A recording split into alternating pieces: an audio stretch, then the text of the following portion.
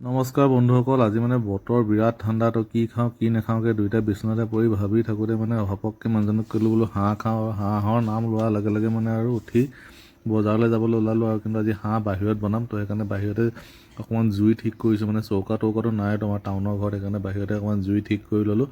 আৰু এই জুইখিনি জ্বলাই লৈ পেলাই এতিয়া মানে একদম জুই লগাৰ লগে লগে ইয়াতে বঢ়িয়াকৈ কেৰাহী চেৰাহী পাতি দিছোঁ।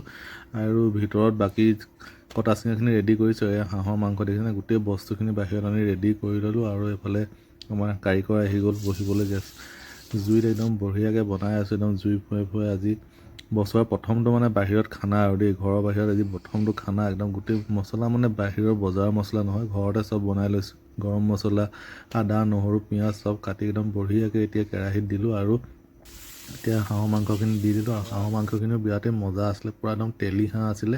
আৰু নিমখ চিমখ একদম বঢ়িয়াকৈ দি একদম জুইত বনাই আছোঁ। আৰু বোলো জালুক নিদিলেতো হাঁহৰ মাংসটো খাই ভাল নালাগে, তো সেইকাৰণে মানে জালুক অলপমান খুন্দি ল'লোঁ আৰু জালুকখিনিও দি দিছোঁ। আৰু যি গোন্ধ ওলাইছে নহয়, বিৰাটেই মজা লাগিছে মানে। আৰু হাঁহৰ কালাৰ আৰু মানে টেক্সচাৰ দেখি মানে পাগলা হৈ গৈছোঁ। আৰু এতিয়া অকণমান টেষ্ট কৰিবলৈ দিলে মানুহগৰাকী, আহা কি যে টেষ্ট হৈছে মানে। ঠাণ্ডাত মানে হাঁহটো আজি মজা লাগিছে, একদম জালুক দিয়া হাঁহ।